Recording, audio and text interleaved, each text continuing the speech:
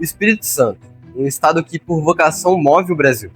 Nossos portos são a entrada e a saída para o mundo.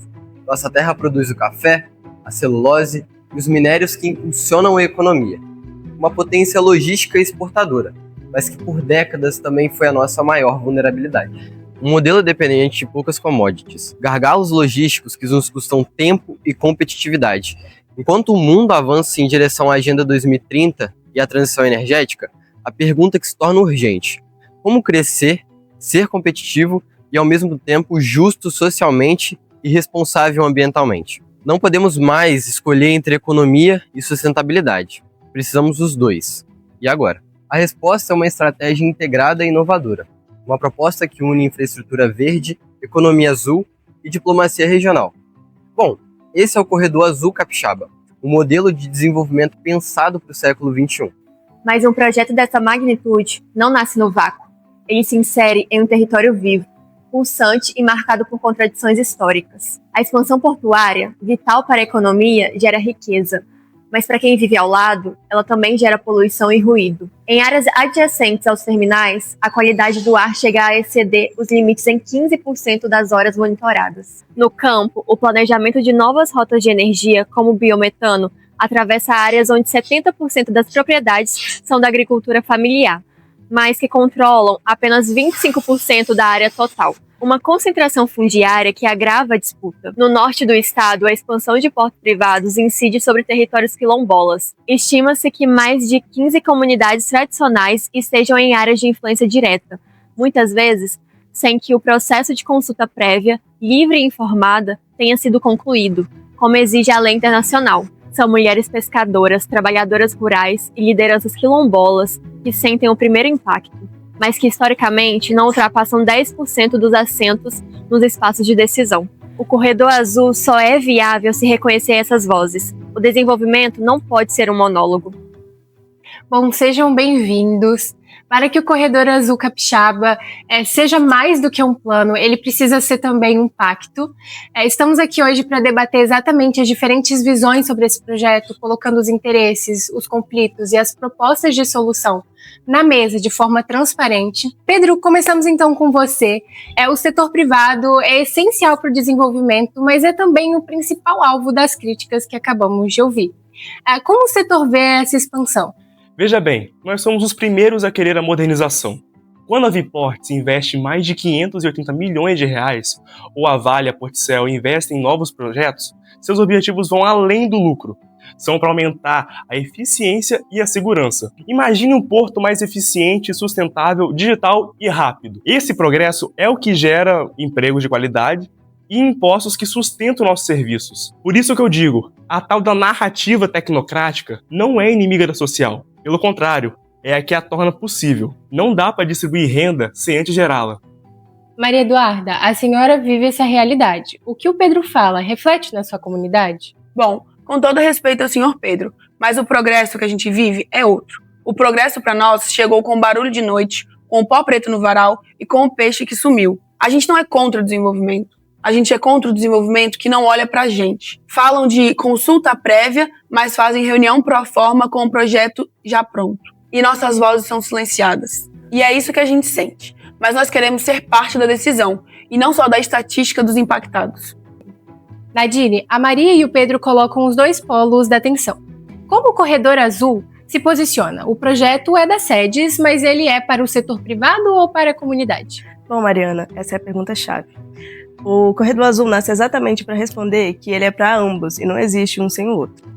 O diagnóstico da Maria Eduarda é real e o dossiê reconhece a simetria de poder. Por isso, a principal inovação do Corredor Azul não é um porto ou uma estrada, é uma nova forma de governança. O que propomos é o Fórum Permanente do Corredor Azul, o FPCA. Esse fórum não é um conselho decorativo, é um órgão deliberativo com composição plural, onde a Maria, o Pedro, o poder público e as universidades vão se sentar na mesma mesa, com poder de voz educativo, para validar projetos e fiscalizar as cláusulas socioambientais. O Corredor Azul não vai acabar com os conflitos, mas ele vai criar a arena institucional para mediá-los com transparência. Nadine, você nos trouxe a solução de governança, mas a Maria e o Pedro falaram de impactos muito concretos: poluição, logística, eficiência. Bruno Orlando, você é coordenadora técnica do projeto e como o Corredor Azul responde tecnicamente a esses desafios? Então, Mariana, a governança definida pela Nadine é o alicerce. A minha área, a Comissão Técnica Executiva, o CTE, é quem executa a parte técnica dessa decisão. E a primeira missão é a descarbonização.